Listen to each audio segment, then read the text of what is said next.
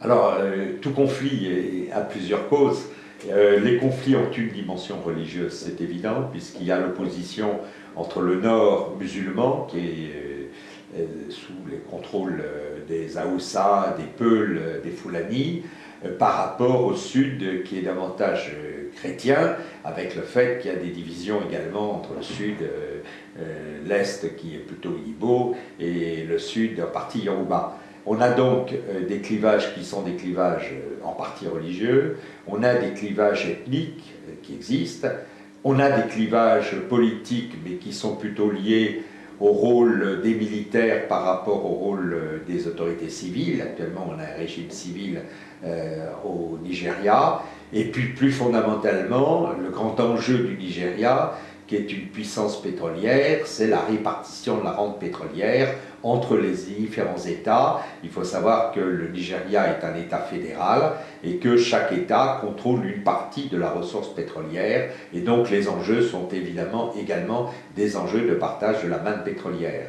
Donc la religion joue un rôle, elle est en partie instrumentalisée, les conflits ethniques ne peuvent pas être niés, mais c'est l'ensemble de ces éléments à la fois religieux, ethniques, politiques et économiques qui expliquent la conflictualité qui est très forte. Je rappelle que depuis 1999, il y a eu environ 10 000 victimes de conflits civils.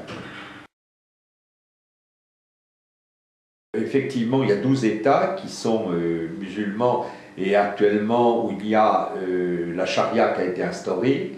Il est évident que lorsque la charia est instaurée, ceci a des effets sur la vie quotidienne. Il y a eu des procès bien connus vis-à-vis de femmes adultères ou des lapidations dont la presse a parlé. Il y a également le fait que le pouvoir religieux n'est pas dissocié du pouvoir politique, et donc il y a un rôle très important que jouent les autorités religieuses. Il faut savoir que cette montée de l'islam au nord a quand même plusieurs composantes. Vous avez actuellement un développement du chiisme qui apparaît notamment au Nigeria. Il y a également un développement important, on va dire, des pouvoirs traditionnels, des grands chefs qui sont les lamidos, qui sont les grands chefs traditionnels, qui sont du ressort à la fois du séculier et du religieux, et qui jouent un rôle plus important au nord. Alternativement, les régimes politiques du Nigeria sont alternativement militaires et politiques, militaires et civils, mais ils sont également chrétiens et musulmans. Alors les conflits sont latents au Nigeria. Les conflits qui prennent une dimension ethno-religieuse sont permanents. On les a vus récemment à Jos, qui est un État central entre la zone musulmane et la zone chrétienne au centre du pays, qui n'est pas très loin de la capitale Abuja, où il y a eu 400 morts. Et donc on a ces phénomènes de violence, je rappelle le chiffre tout à l'heure de 10 000. Est-ce qu'il y aura une extension? Je ne crois pas.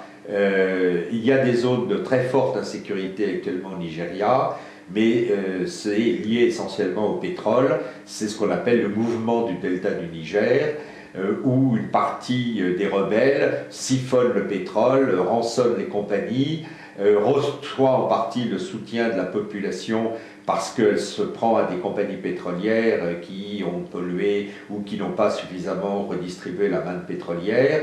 Et donc là, on a un véritable mouvement qui n'a pas évidemment l'ampleur de ce qu'a été le mouvement du Biafra historiquement et de mouvement de sécession, mais qui veut une plus grande autonomie de la région du delta du Niger. Là, on a véritablement un abcès qui peut prendre de l'extension et qui est important, mais je ne crois pas que les conflits ethno-religieux ou les conflits entre le nord et le sud risquent de conduire à une conflagration grave. Ceci étant, le Nigeria reste quand même un État relativement instable, un État composé de différents États, et le fédéralisme peut effectivement être remis en question. Il y a toujours des forces d'éclatement du Nigeria qui existent depuis son indépendance.